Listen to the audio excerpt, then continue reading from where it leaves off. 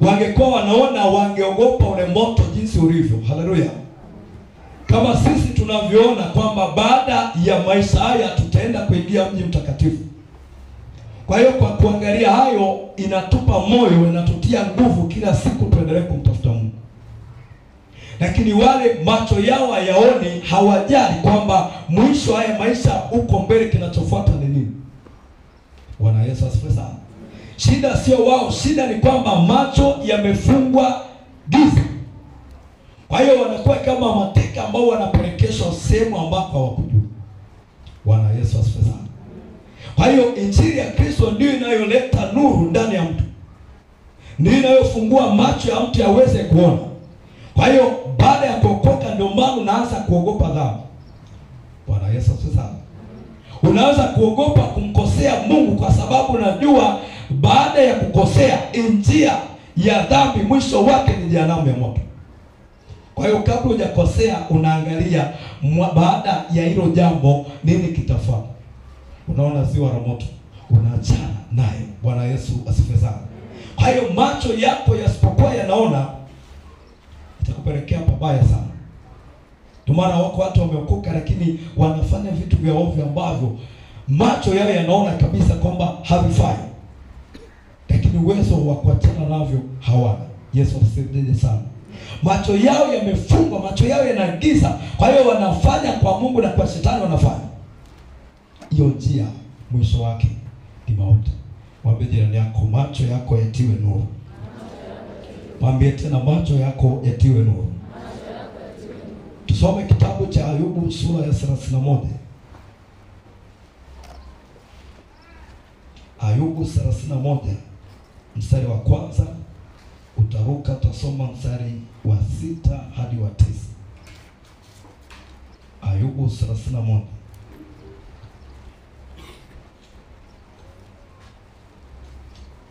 utasoma mstari wa kwanza, utaruka utasoma wa 6 hadi wa 9. Biblia inasema, Ayubu 31 mstari wa kwanza, utaruka utasoma wa 6 hadi wa 9. Nilifanya agano na macho yangu, basi nawezaje kumwangalia msichana? Mstari wa 6 anasema, na nipimwe katika mizani iliyo sawasawa, ili Mungu aujue uelekevu wangu, kwamba hatua yangu imekengeuka na kuiacha njia, na moyo wangu huiandama macho yangu, tena kwamba kipapu chochote kimeshikamana na mikono yangu. Basi na nipande mwingine ale, na mazao ya shamba langu na yang'olewe.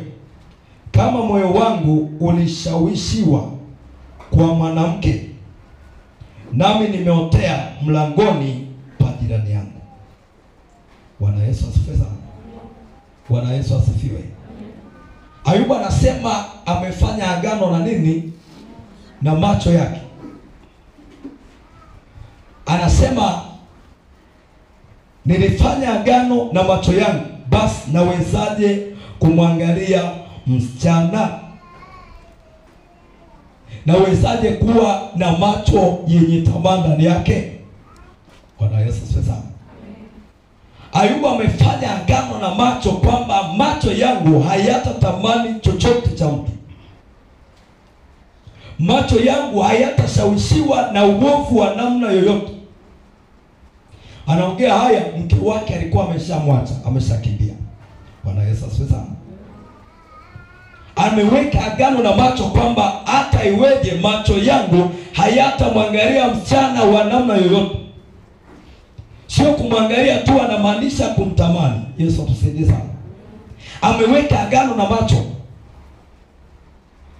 Sasa kama umeokoka, macho yako bado yanatamani, ujue wewe bado macho yako hayaoni. Yesu atusaidie sana. Bwana asifiwe. Kama macho yako yanatamani wanaume, wanawake, yanatamani mali za watu, hayo macho bado hayajatiwa nuru, bado yamo gizani. Yesu asifiwe sana. Unapookoka Mungu anabadilisha mpaka macho. Amen. Ulikuwa na macho ya tamaa, baada ya kuokoka Yesu anayabadilisha mpaka macho yako. Vile ulivyokuwa vitamani viovu, macho yakiona yanaanza kukereka. Bwana asifiwe sana. Sasa kama unaendekeza hayo macho yanakupelekesha, ukiangalia kuna tamani, ukiangalia kuna tamani, manake hujafanya agano na macho yako. Ayubu alishinda hayo kwa sababu aliweka agano na macho yake.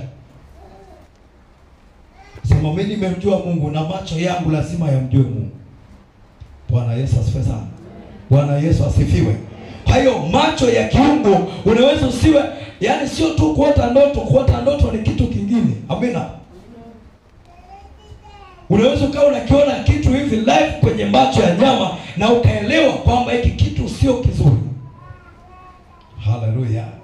Unaweza ukamwona mtu hivi kwa jinsi ya nyama na ukamjua kwamba huyu mtu sio mzuri. Huyu mtu hatembei na Mungu. Bwana asifiwe sana.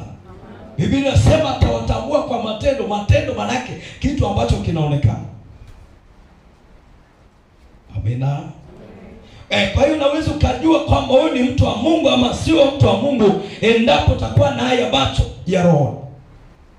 Endapo macho yako yatakuwa yametiwa nuru. Kwa hiyo Ayubu ameweka agano na macho, anasema kama nimeweka agano na macho, nawezaje kumwangalia msichana?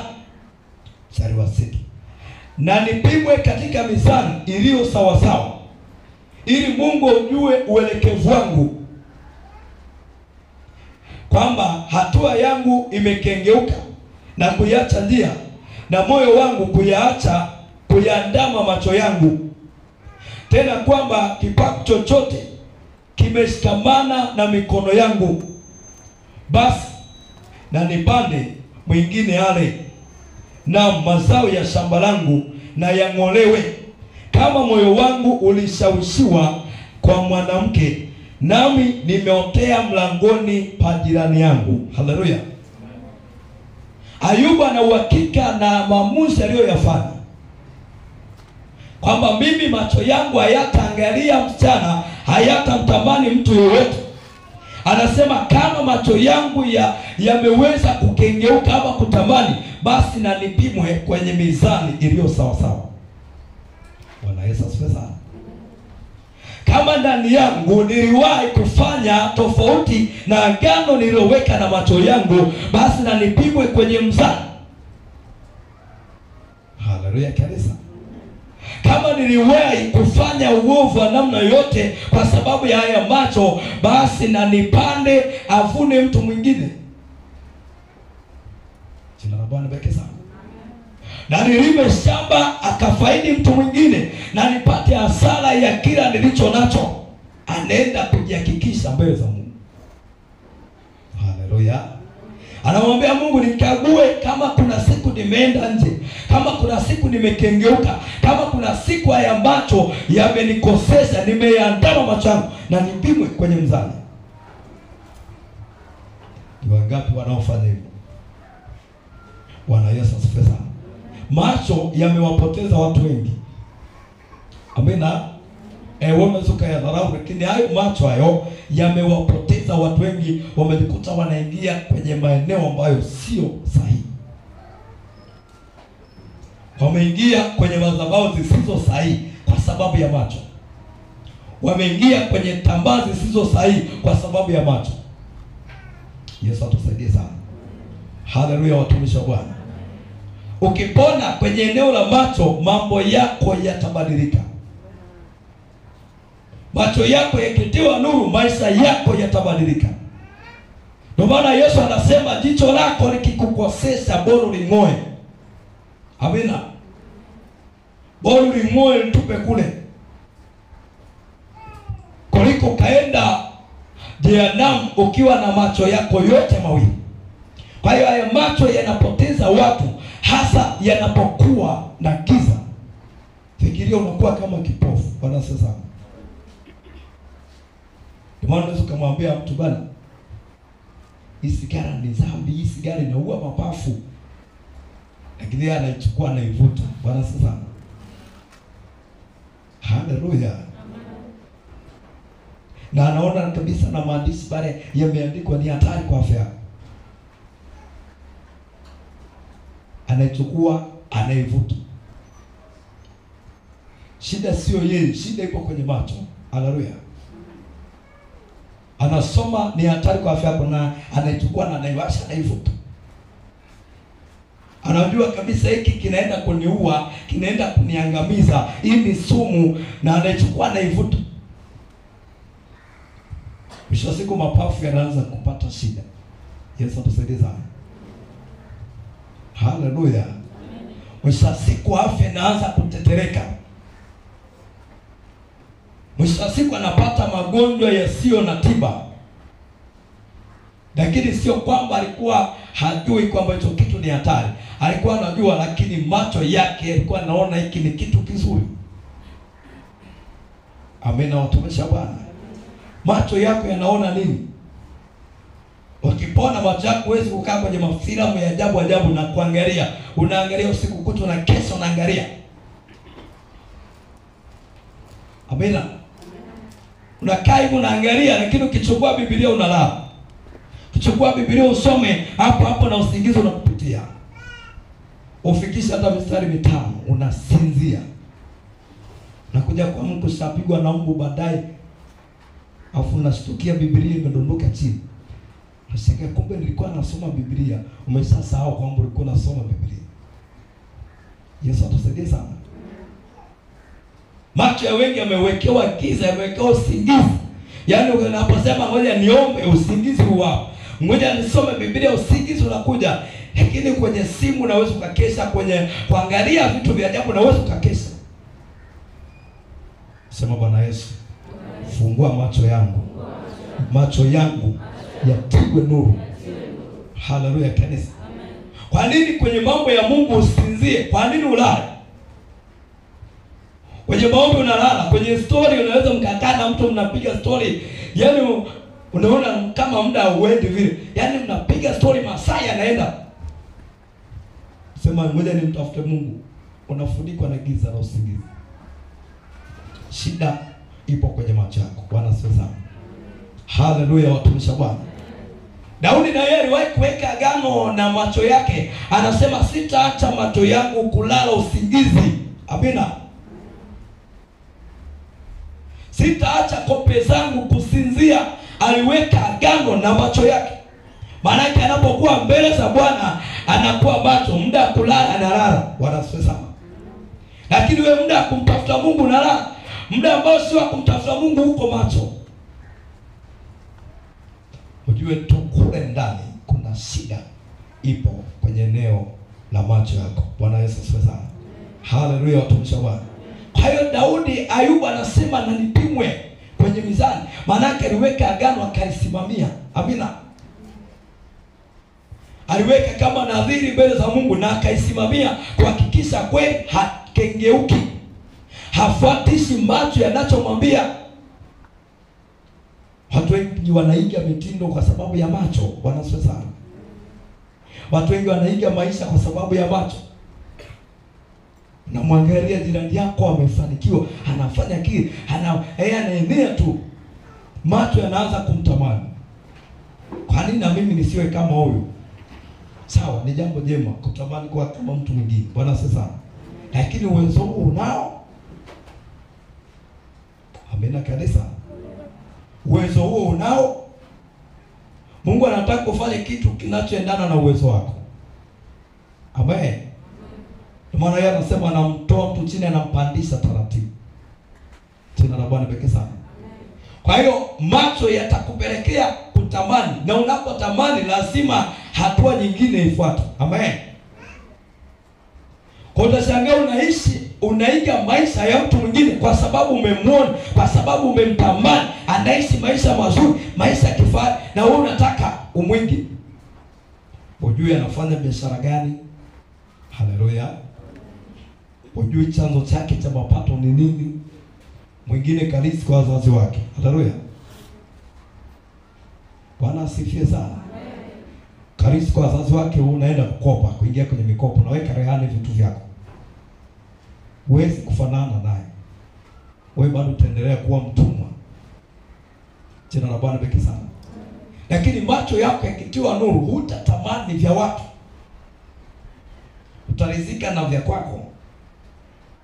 Amina.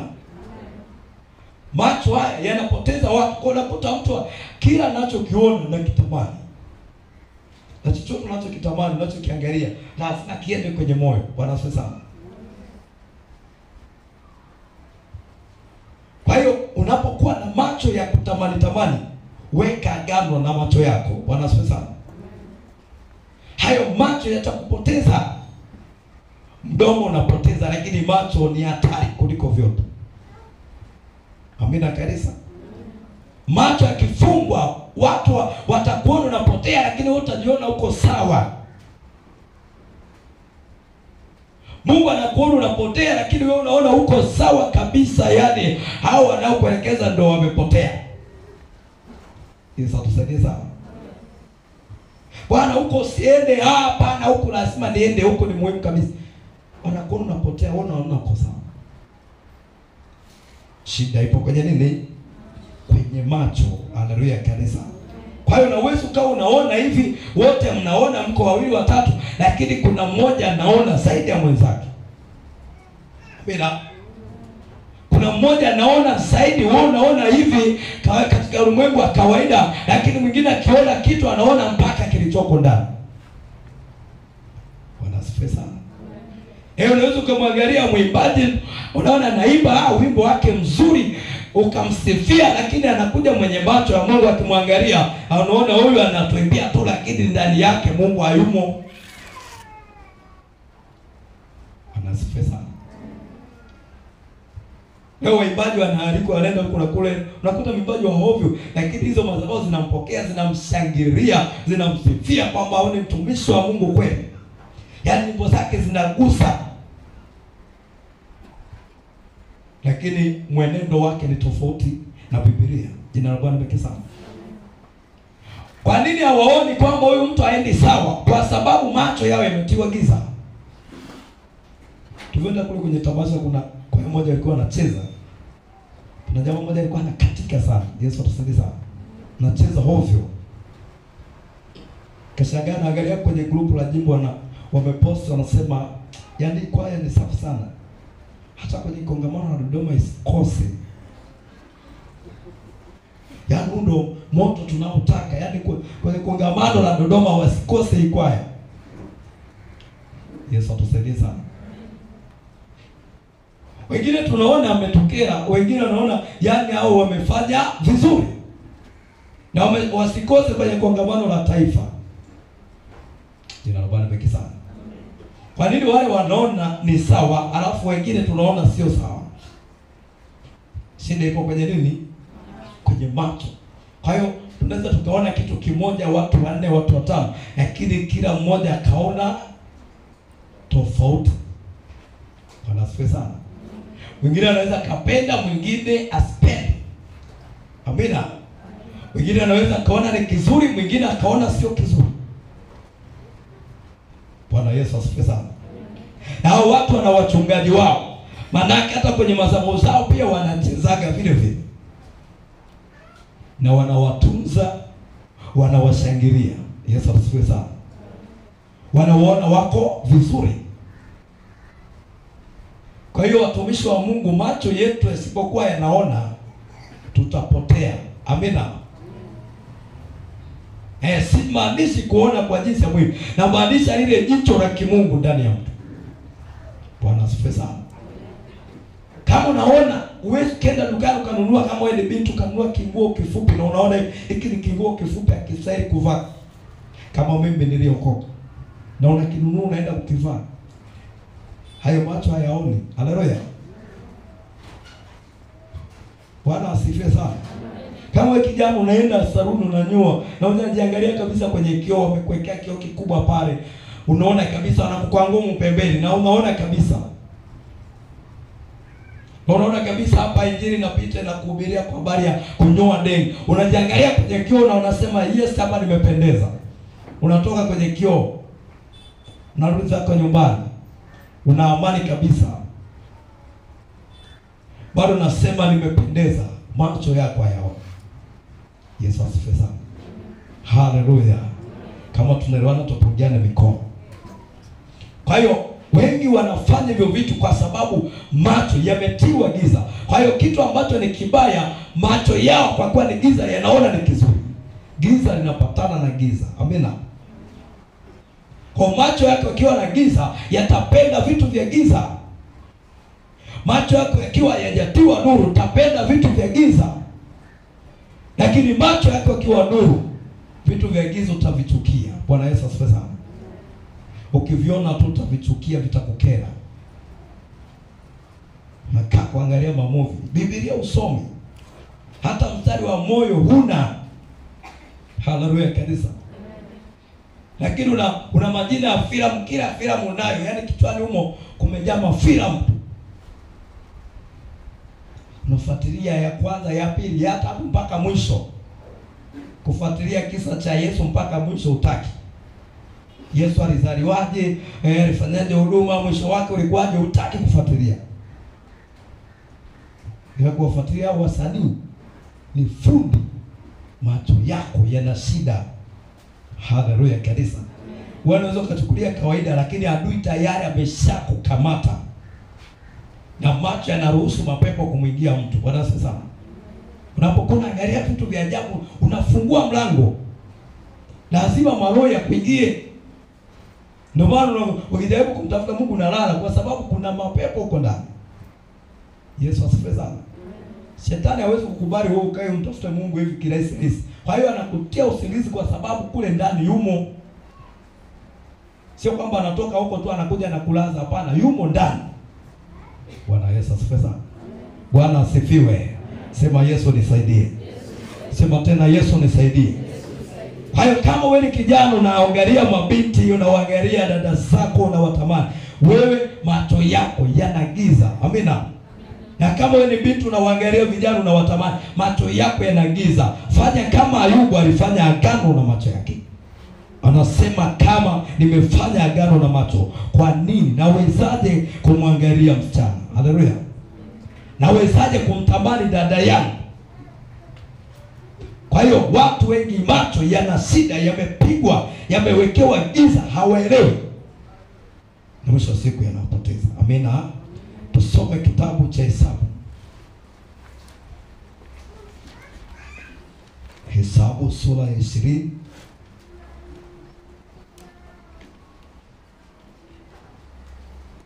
Hesabu sura ya 20. Tusoma mstari wa 8 hadi wa 11. Hesabu 20 mstari wa 8 hadi wa 11. Biblia inasema, twae fimbo uwakusanye mkutano wewe na Haruni ndugu yako, ukauambie mwamba mbele ya macho yao. Hebu sema mbele ya macho yao. Sema tena mbele ya macho yao. Anasema ukauambie mwamba mbele ya macho yao utoe maji yake, nawe utawatokezea maji katika mwamba, na hivyo utawanywesha maji mkutano na wanyama wao. Musa akaitoa hiyo fimbo kutoka mbele za Bwana kama alivyomwamuru.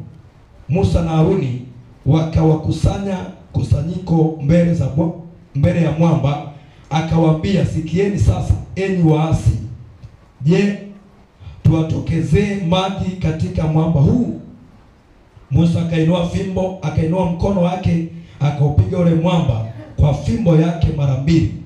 Maji yakatoka mengi, mkutano wakanywa na wanyama wao pia. Bwana Yesu asifiwe sana. Haleluya watumishi wa Bwana. Tunaona katika safari ya wana wa Israeli Mungu alikuwa anajionyesha sana. Amina. Na lengo la Mungu kujionyesha, alitaka macho yao yaone kwamba katika safari yao hawako peke yao, wako pamoja na Mungu. Lakini tunaona kwamba Mungu anamwambia Musa, kwa sababu hao watu walikuwa wamewahi kutendewa miujiza mingine huko nyuma. Amina. Na muujiza mkuu ambao walitendewa ni ule wa kuvuka katika bahari ya Shamu. Bwana Yesu asifiwe sana. Walishuhudia kwa macho yao bahari inagawanyika. kitu ambacho kibinadamu sio kirahisi. Bwana asifiwe sana. Mungu alitaka hawa watu wasipoona hawataamini kwamba niko pamoja nao. Kwa hiyo akawa anajionyesha live kabisa hivi, wanaona miujiza mikubwa inatendeka. Lengo lake alitaka wajue, ili wanapoendelea na safari waamini wako pamoja na mimi. Lakini tunaona hapa wamekutana na kiu, wakaanza kulalamika. Bwana Yesu asifiwe sana. Haleluya. Wanalalamika. Yaani wamesahau yote ambayo Mungu amewatendea huko nyuma, hawajaona. Yaani waliona na wakasahau. Bado wakawa hawaoni kwamba wapo pamoja na Mungu. Yesu atusaidie sana. Mungu anapokutendea muujiza anataka uone. Amina. Uone kwamba Mungu yupo na Mungu yupo pamoja na mimi katika safari yangu. Sasa hao watu wakawa wamesahau. Sasa Mungu anamwambia Musa, kwa sababu Haruni na Musa walienda kuomba, wingu likawatokea. Mungu akasema nao, akasema utaenda mbele za wana wa Israeli, utawakusanya wote na utaichukua ile fimbo, utaenda nayo kwenye mwamba mbele za macho yao. Haleluya. Jina la Bwana libarikiwe sana. Ndio maana Mungu hakutembea na wana wa Israeli kwa sababu ya utakatifu. Amina. Mungu hakuwatoa wana wa Israeli Misri kwa sababu ni watakatifu. Hapana. Walikuwa wana utakatifu ndani yao. Jina la Bwana libarikiwe sana. Kilichowatoa kule ni agano ambalo aliliweka na Ibrahimu. Kwa uzao wako utaenda utumwani ndani ya miaka 400. Bwana asifiwe sana. Baada ya hapo watarudi.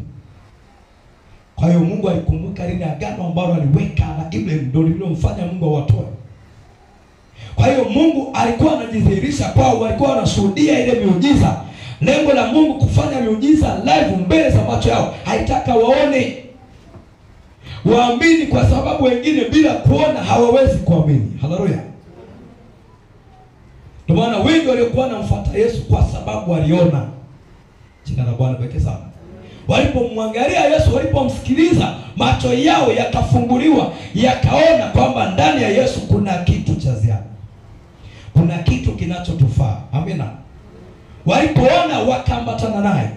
Walipoona wakawa wanakusanyika mkutano mkubwa kumfuata, kwa sababu injili ya Yesu ilikuwa inawatia nuru, macho yao yalikuwa yanafunguliwa. Jina la Bwana libarikiwe sana. Sasa hapa Mungu anamwambia Musa kusanya huo mkutano. Kwa nini Mungu akumwambia Musa aende peke yake akapiga ule mwamba, alafu baadaye aje waite wana wa Israeli kwamba njoni mnywe maji? Kwa nini Mungu anawaambia chukua fimbo upige mbele za macho yao? Ili waamini kwamba wapo pamoja na Mungu. Bwana Yesu asifiwe sana. Haleluya, watumishi wa Bwana. Kwa hiyo watu wanaweza, kwa mfano kama hapa, wanaweza watu wakamuona Mungu na wengine wasione kwamba hapa kuna Mungu. Jina la Bwana libarikiwe sana. Anaweza kaona matendo ya Mungu hapa yanatendeka, matendo ya ajabu kabisa, lakini bado haamini kwamba kuna Mungu. Bado akiambiwa kitu acha, hataki kuacha. Maana hamuoni Mungu mahali hapa. Yesu atusaidie sana. Bwana Yesu asifiwe. Wengine wanaona hapa pana Mungu kwa sababu wanaona yanayotendeka ni matendo ya Mungu, lakini mwingine haoni, anaona kitu cha kawaida. Ndio maana ubadiliki. Yesu atusaidie sana. Haleluya. Bwana asifiwe sana. Ndio maana umebaki kama ulivyo, kwa sababu macho yako hayaoni. Lakini ukifunguliwa macho utaelewa kwamba mahali hapa kuna Mungu. Amina. Ndio maana wote wanaoamini kwamba mahali hapa kuna Mungu wanamtafuta Mungu kwa viwango vya juu, na Mungu anaonekana kwao. Jina la Bwana libarikiwe sana. Kuna madhabahu ukienda kuomba tu uwezi, yaani ni pakame. Haleluya kanisa. Kwa nini pakame? Wazinzi wanapanda hapo, wasirati wanapanda hapo, wambea wanapanda hapo, wasengenyaji wote hapo na wanatumika. Ukame lazima uwepo. Yesu atusaidie sana. Lakini unaingia mahali pengine unakuta pana uwepo, pana upako wa Roho Mtakatifu. Uwepo upo, ukiingia kuomba mazingira yana support. Yesu atusaidie sana. Jina la Bwana libarikiwe. Kwa nini Yesu alikuwa anaenda mlimani, sehemu ile kuomba katika mlima? Yaani sehemu yake alijiwekea kabisa, sehemu yangu ya kuomba ni pale mlimani. Yesu atusaidie sana. Kila siku alikuwa anaenda pale kuomba. Maana yake alikuwa amepaweka wakfu kwamba mahali hapa ndipo nitakapokuwa nakutana na Mungu. Jina la Bwana litukuzwe sana. Bwana Yesu asifiwe. Mahekalu yalikuwepo, kwa nini hakuwa anaenda mahekaluni? Anaenda mlimani. Kila siku yeye mlimani. Alikuwa anakutana na Mungu kule mlimani. Utulivu ulikuwepo. Bwana Yesu asifiwe sana. Unaenda mahali hapana utulivu wa rohoni wala wa mwilini. Yaani ni shida. Kwa hiyo macho yetu yakitiwa nuru, tunapoona matendo makuu ya Mungu, tutazidi kuonja wema wa Mungu. Bwana asifiwe sana. Kwamba kumbe hapo pana Mungu. Kwa hiyo itakupa nguvu ya kuendelea kumtafuta Mungu kwa viwango vya juu. Kuna watu wanatamani kuomba lakini mazingira hayawasupport. Yesu atusaidie sana. Ndio maana kama unasali ile kanisa na sio muombaji, yaani wewe ni bonge la mzembe. Amena. Yaani wewe ni mzembe kupita maelezo. Kuna watu wanatamani kuomba lakini yaani mazingira hayawasupport kabisa. Kwa ukija hapo unabubujika uwepo wa Mungu na kukamata, unazama rohoni, lakini wewe hujali, mwingine hajali kabisa.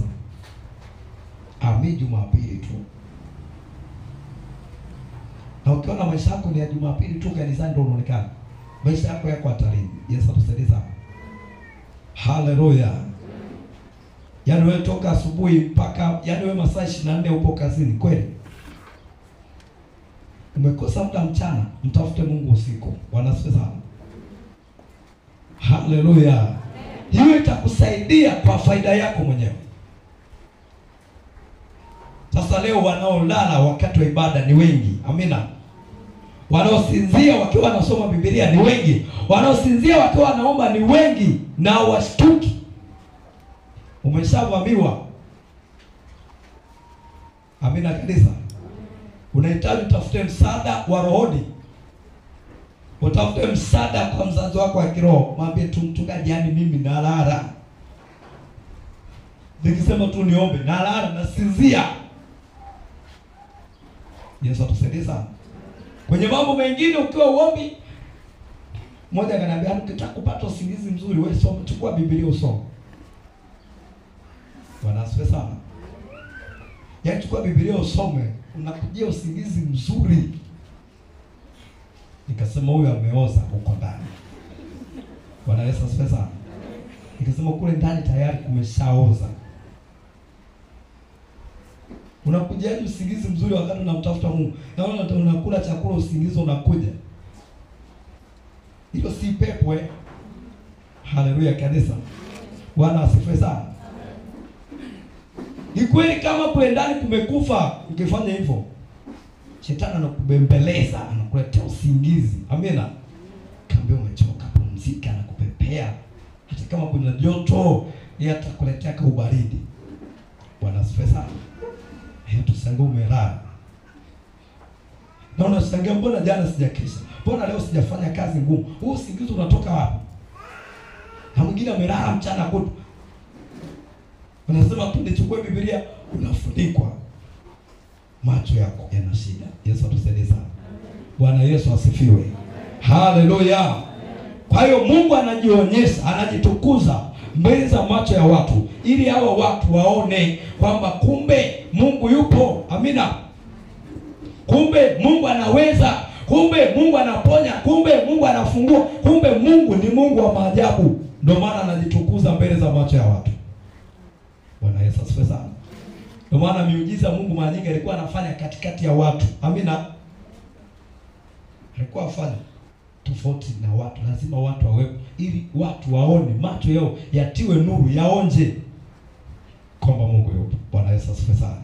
Zaburi ya 119 mstari wa 18. Zaburi ya 119 mstari wa 18.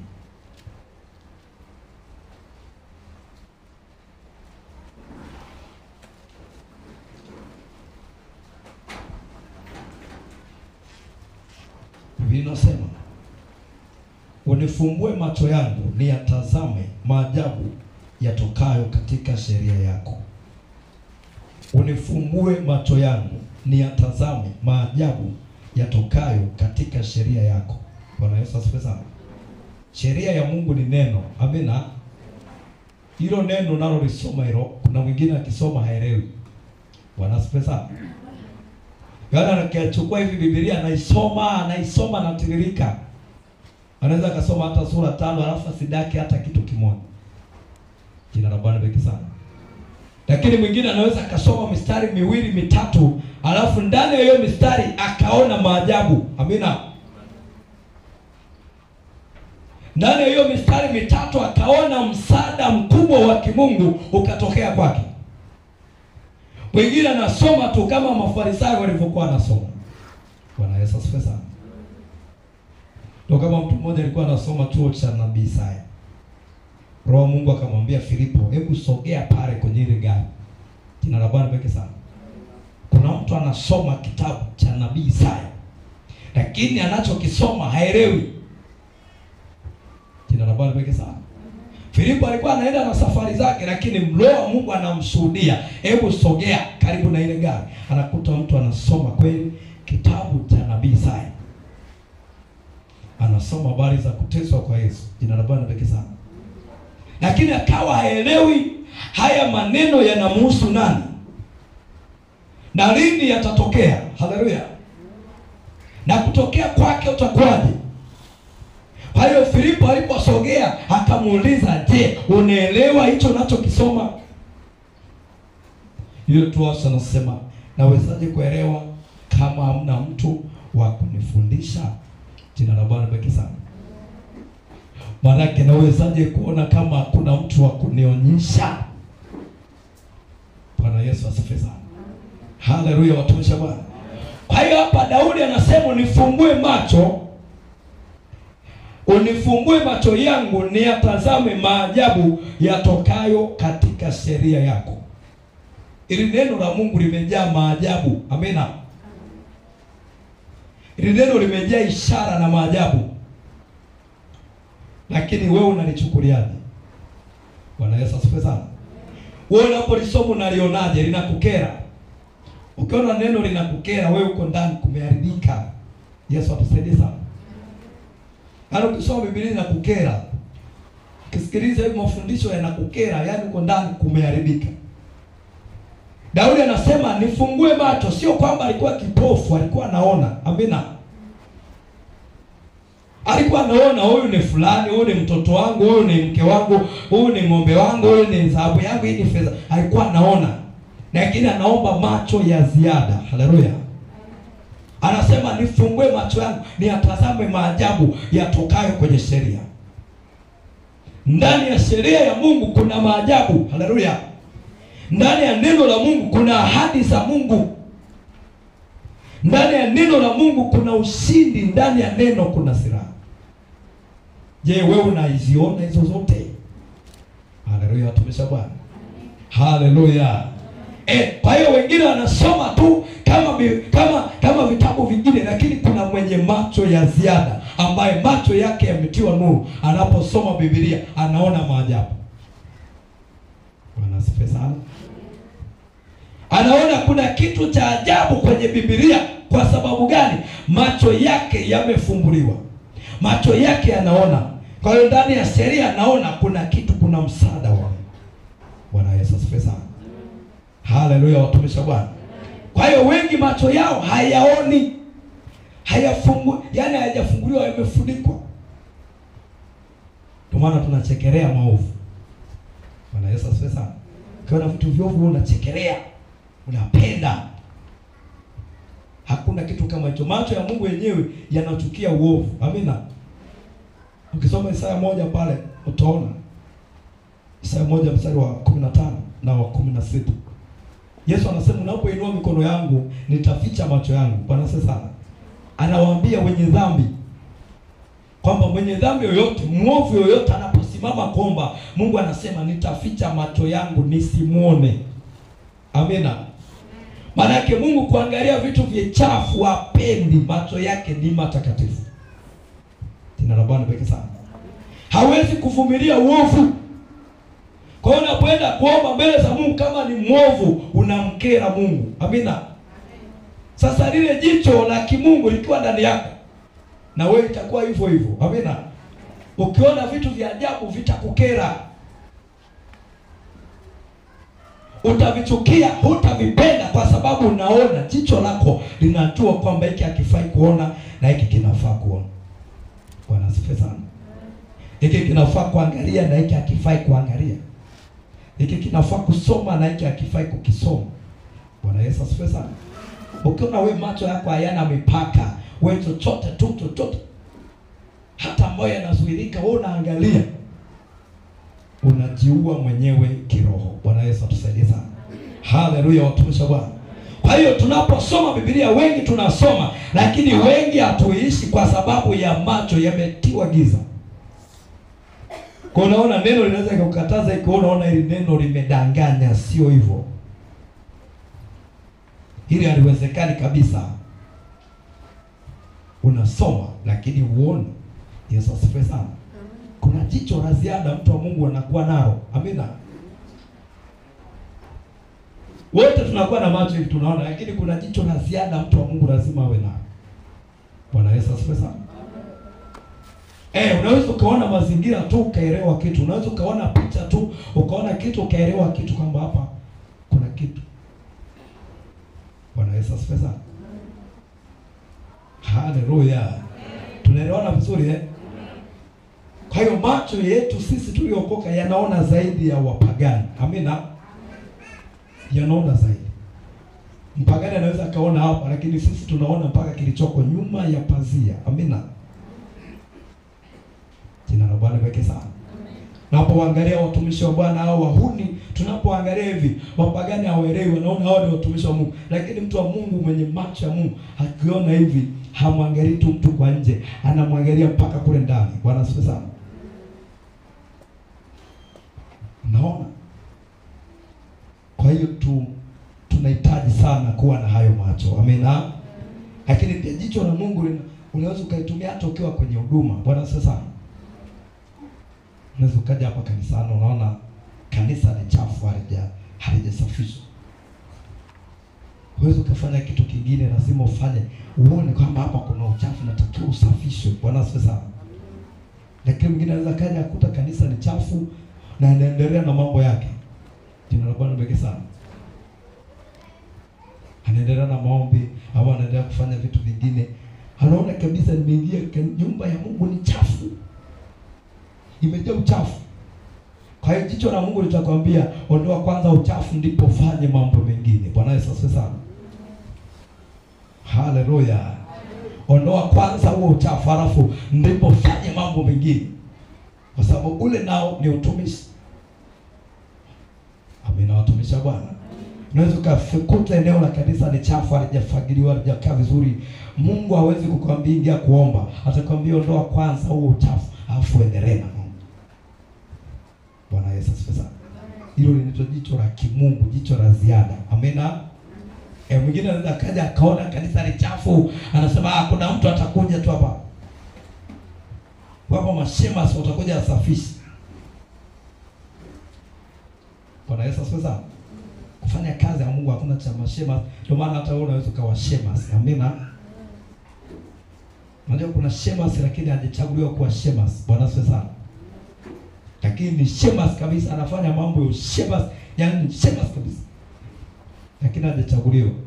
Bwana Yesu asifiwe sana. Kwa hiyo usiseme wapo mashemasi watakuja.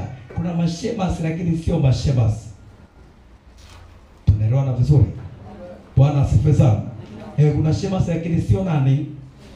Husiki chochote kwa habari ya shemasi. Kwa hiyo ukikuta kitu hakijakaa sawa, wewe fanya. Amina. Useme kuna mtu atakuja afanye. Lakini lazima uwe na jicho la ziada. Amina kanisa. Bwana Yesu asifiwe.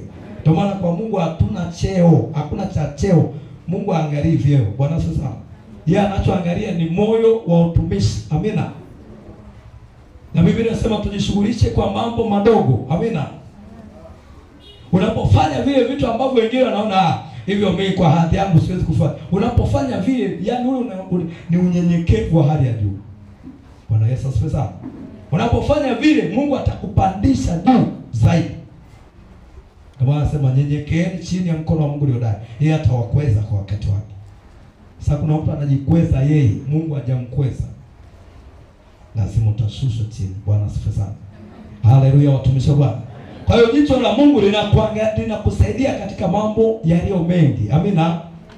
Unaweza kuwa kiongozi, unaona kwaya yako ama idara yako haiendi vizuri, jicho la Mungu litakwambia kwamba hii idara saizi haiendi vizuri. Amina. Hii kwaya hii kuna kitu hapa hakijakaa sawa. Bwana Yesu asifiwe sana. Jicho la Mungu. Kana kwaya yako inafanya vitu vya ajabu alafu uone, sio idara yako inaenda ovyo ovyo alafu uone, jicho lako halifanyi kazi. Bwana Yesu asifiwe sana. Kipofu akiongoza kipofu mwenzake, wanaenda wapi? Wote wanaenda shimoni. Kama wewe ni kiongozi, lazima uwe na jicho la Mungu. Amina. Kama kitu kinaenda tofauti unaona. Kama kuna mtu katikati ya kundi anaenda ovyo ovyo, lazima jicho lako lione. Kama huyu anaenda tofauti na wenzake. Bwana asifiwe sana. Tunaelewana? Amen. Ukishaona anaenda tofauti, mkalishe kikao. Mwambie wewe, mbona kama hatukuelewi? Mbona unaenda hivi na hivi? Unapomwelewesha vile, utajikuta yule mtu unamsaidia. Bwana Yesu asifiwe sana. Alafu narudi kwenye njia yake. Wangapi tumeelewana? Bwana Yesu asifiwe sana. Kwa hiyo linda sana hayo macho, na kinachoua macho ni dhambi. Amina. Dhambi ndio inaua macho. Unapofanya uovu, macho yako yanaenda kufa. Amina. Ndio maana Eva alikuwa anaona kila siku ule mti wa ujuzi wa mema na mabaya. Bwana sasa alikuwa anauangalia kila siku, lakini akawa hautamani. Anauangalia tu, anajua hapa ni Mungu kanikataza. Amina. Lakini siku aliporuhusu vishawishi, aliposhawishiwa na adui, siku hiyo alipouangalia ule mti akautamani. Jina la Bwana beke sana. Siku zingine zote alikuwa anauona, lakini tamaa ile ilikuwa haipo. Amina. Alikuwa akiuangalia na hofu, anatetemeka ule mti. Mungu katuambia tusiuguse. Jina la Bwana beke sana. Alikuwa na hofu juu ya kile Mungu alichomwambia, lakini siku alipofungua mlango wa kuzungumza na shetani, akajikuta siku hiyo ule mti unapendeza kuliko siku zote. Jina la Bwana beke sana. Akajikuta yale matunda yanavutia siku hiyo kuliko siku zote alizowahi kuyaona. Tunaelewana vizuri Maana yake kuna kitu kilimuingia kwenye macho yake, kikamtazamisha zaidi ya kawaida. Haleluya kanisa. Biblia inasema alipouangalia akaona unafaa kwa kuliwa na wafaa kwa maarifa, akachukua akala. Siku zingine alikuwa haoni, ila siku hiyo ndo aliona kwamba mti unafaa, mtu unatamanisha. Kwa hiyo adui alimkamata, alikamata yale macho ya hao, yakaingiza tamaa. Bwana Yesu asifiwe sana. Bwana Yesu asifiwe. Kwa maana linda sana unavyoviangalia. Je, vina utukufu kwa Mungu ama ni vya kupoteza? Kama ni vya kupoteza, achana navyo. Bwana asifiwe sana. Kama vinakushawishi kumsogelea Mungu, endelea kuviangalia hata mara zote, hata masaa yote angalia. Jina la Bwana beke sana. Kama havina mafundisho yoyote, viache, achana navyo. Kuna vingine utavifurahia, macho yako yataburudika. Unajua macho hayashibagi wote unaburudika, lakini kule rohoni kuna kuaje? Baada ya kuangalia filamu unasema ngoja niingie kuomba, mkame. Yesu atusaidie sana. Umekolorea macho filamu masaa 6, unasema ngoja niombe dakika hata 5, uwezi. Yesu atusaidie sana. Hiyo imekaa. Kwa hiyo Mungu atusaidie sana. Ili somo ni refu, tutaendelea nao siku nyingine. Bwana sasa. Sema Mungu nipe macho ya rohoni. Sema tena Mungu nipe macho ya rohoni. Simama kwa miguu yako, tumshukuru Mungu.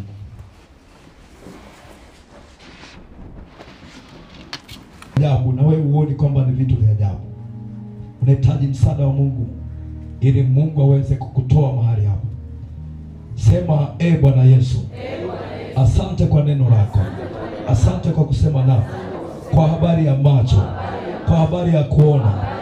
Bwana Yesu, inawezekana najiangalia, naona kabisa, macho yangu yanaona, lakini wewe unaniangalia, unaona sioni.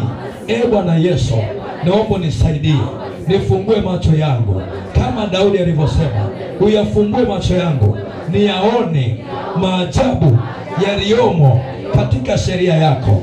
Bwana Yesu, nifungue macho yangu, yale macho ya kimungu ndani ya moyo wangu, ndani ya mwili wangu, kwa jina la Yesu, kwa damu ya Yesu. Kila roho iliyokamata macho yangu, kila roho iliyoyapofusha macho yangu, na iamuru kwa jina la Yesu, achia macho yangu, achia macho yangu, achia macho yangu kwa damu ya Yesu. Inawezekana macho yangu yalipofushwa kwa sababu ya makosa, kwa sababu ya uovu. Bwana Yesu, naomba nirehemu, naomba nisamehe kwa damu ya Yesu. Nisamehe Yesu, ule uovu niliofanya uliopelekea macho yangu kuharibiwa na yule adui, macho yangu kutiwa giza. Bwana, naomba nisamehe kwa damu ya Yesu, kwa damu ya Yesu.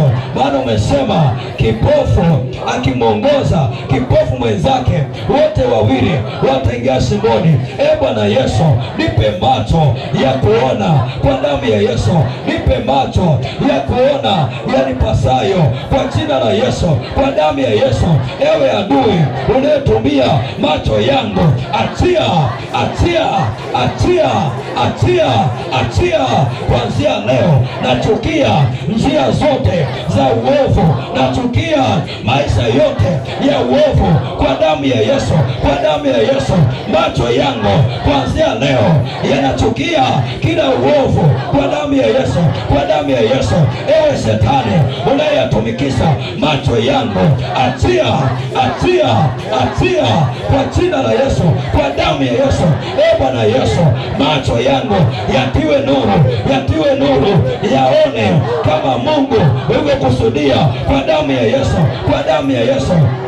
Hebu nenda mbele za Bwana kwa dakika moja. Sema na Mungu kwa habari ya macho yako. Weka agano na macho yako kama Ayubu alivyoweka agano na macho yake.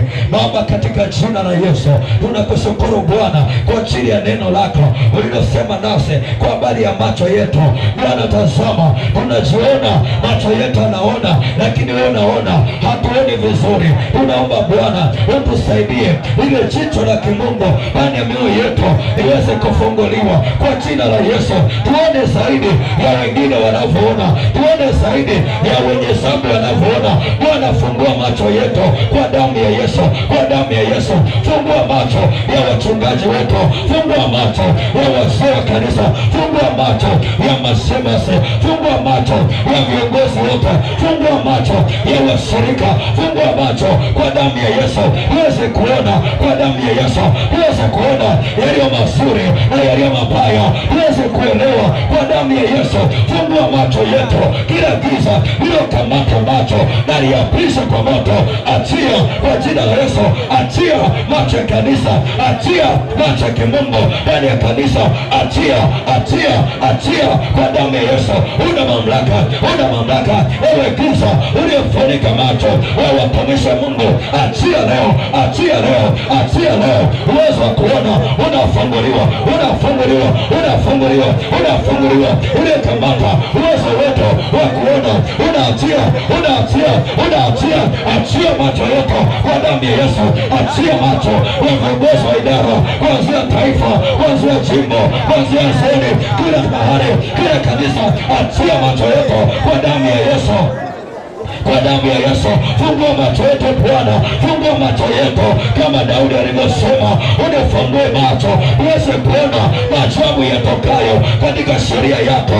Fungua macho yetu uweze kuona maajabu yako katika neno lako. Fungua macho yetu uweze kuona njia za uharibifu na tuzikimbia kwa damu ya Yesu. Fungua macho yetu uweze kuona mitego ya adui, uweze kuona ila za adui. Fungua macho yetu kwa damu ya Yesu. Bila macho hatuwezi kwenda popote. Tusaidie Bwana, tuwezeshe Bwana macho yetu waweze kuona, waweze kutia nuru kwa damu ya Yesu, kwa damu ya Yesu. Tuone hila za adui na tuzipinga, tuone mipango ya adui na tuipinga kwa damu ya Yesu, kwa damu ya Yesu. Tusaidie kanisa lako litiwe nuru, litiwe nuru, litiwe nuru. Macho yetu yatiwe nuru, yatiwe nuru. nuru waweze kuona, waweze kuona. Ewe giza, toka nje, achia macho yetu, toka nje, achia macho yetu, achia macho yetu, yaone mbali, yaone mbali, yaone mbali, yaone zaidi ya tunavyoona kwa damu ya Yesu, yaone mbali kwa damu ya Yesu. Ewe giza, uliyekamata uwezo wa macho yetu, toka nje, toka nje, toka nje, toka nje, toka nje. Achia kanisa, achia wamama, achia vijana, achia mabinti, achia watoto, achia watu wote, achia wababa. Una mamlaka, toka nje, toka nje, toka nje kwa damu ya Yesu, kwa damu ya Yesu, kwa damu ya Yesu. Asante Jehova kwa kuwa ni mwema, asante Jehova kwa kuwa ni mwaminifu. Weka watumishi wako mikononi mwako, waliosikia neno hili, nikawajenge, nikawasaidie, nikawape kusimama kwenye nafasi zao katika jina la Yesu Kristo. Ninaomba na kushukuru, wote tuseme amen. Mungu awabariki sana.